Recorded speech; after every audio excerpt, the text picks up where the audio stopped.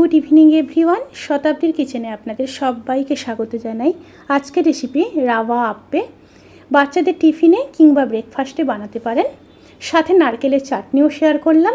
এটি একটি south Indian dish, ভীষণই হেলদি এবং খুবই সহজভাবে বানানো যায়। তাহলে চলুন শুরু করা যাক আজকের এই সহজ এবং সুস্বাদু রেসিপি। রাওয়া আপ্পে বা সুজির আপ্পে বানানোর জন্য আমি এখানে 1 বোল সুজি নিয়ে নিলাম।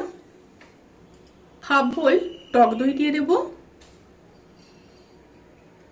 আর দিয়ে দেব হাফ বোল জল। দিয়ে খুব ভালোভাবে মিশিয়ে নেব।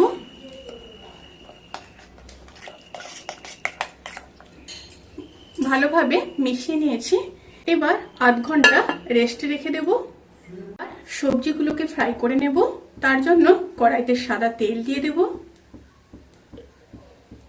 তেলের মধ্যে দিয়ে দেব 1 চামচ কালো সর্ষে, হাফ চামচ হিং, আর দিয়ে দেব কিছুটা কারি পাতা। দিয়ে একটু নেড়ে নেব। নিয়ে দিয়ে দেব 2টি মিডিয়াম সাইজের কেটে রাখা পেঁয়াজ, একটা মিডিয়াম সাইজের কেটে রাখা গাজর। গাজর আর পেঁয়াজ দিয়ে মিডিয়াম স্টিমে 1 মিনিট ভেজে নেব।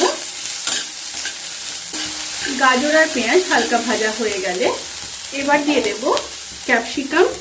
একটা মিডিয়াম সাইজের ক্যাপসিকামের হাফ ক্যাপসিকাম ব্যবহার করেছি, আর 7-8টা বিনস দিয়ে দিলাম। সাথে 2টো কেটে রাখা কাঁচা লঙ্কা দিয়ে দিলাম। দিয়ে সবজিগুলোকে হালকা ভেজে নেব। সবজিগুলো যখন 80% ভাজা হয়ে যাবে তখন গ্যাসের ফ্লেমটাকে অফ করে সবজিগুলোকে ঠান্ডা করে নেব। এদিকে ব্যাটারটা দেখুন অনেকটাই টাইট হয়ে গেছে, সেই কারণে আমি আরো হাফ বোল জল দিয়ে দেব। দিয়ে খুব ভালোভাবে মিশিয়ে নেব। বেকিং সোডা দিয়ে দেব হাফ চামচ। এক্ষেত্রে আপনারা ইনো ব্যবহার করতে পারেন। দিয়ে আবারও মিশিয়ে নিলাম। এবার রাখা সবজিগুলো দিয়ে দেব। পরিমাণ মতো লবণ দিয়ে দেব। দিয়ে খুব ভালোভাবে মিশিয়ে নেব। ঘনত্বটা কিন্তু এরকম থাকবে। এবার নারকেলের চাটনি বানিয়ে নেব। তার জন্য নিয়ে নেব বেশ কিছুটা নারকেল, কিছুটা আদার টুকরো, 2টো কাঁচা লঙ্কা, খুব সামান্য তেঁতুল, কিছুটা ধনেপাতা। এই ধনেপাতাটা হচ্ছে পাহাড়ি ধনেপাতা, তার জন্য দেখতে একটু অন্যরকম লাগছে। পরিমাণ মতো লবণ দিয়ে দেব, আর খুব সামান্য জল দিয়ে দেব।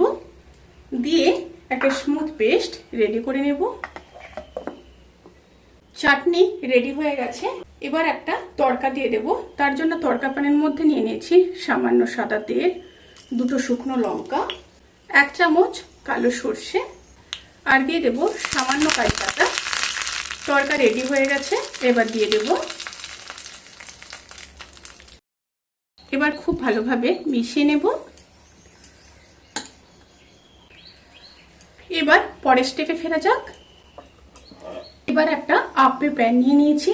আপ্পে প্যানটা গরম হয়ে গেছে। এবার একটু করে সাদা তেল দিয়ে দেব। তেলটা গরম হয়ে গেলে 1 চামচ করে ব্যাটার দিয়ে দেব। ব্যাটারটা কিন্তু 1 চামচ করে দিতে হবে। এবার ঢাকা দিয়ে মিডিয়াম টু লো স্টিমে একটা সাইড 5 মিনিট হতে দেব। একটা সাইড হয়ে গেছে। এবার উল্টে দেব। দেখুন কত সুন্দরভাবে ফুলেছে।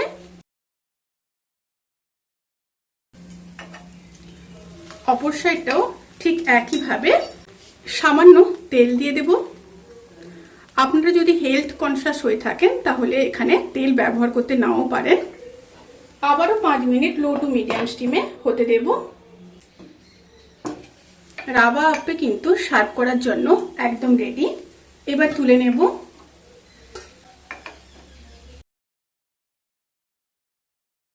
ঠিক একইভাবে সমস্ত আপ্পেগুলোকে ভেজে নেব। রেসিপিটি কেমন লাগলো প্লিজ কমেন্ট করে জানাতে কিন্তু ভুলবেন না। যদি ভালো লেগে থাকে তাহলে সাবস্ক্রাইব করে পাশে থাকা বেল আইকন প্রেস করে নোটিফিকেশান অল করে রাখবেন। তাতে করে আমি যত রেসিপি দেব সমস্ত লিঙ্ক আপনাদের কাছে পৌঁছে যাবে। আপনারা সবাই ভালো থাকবেন, সুস্থ থাকবেন, সাবধানে থাকবেন। আজকের মতো এই পর্যন্ত, পরের ভিডিওর জন্য অপেক্ষা করুন। টাটা।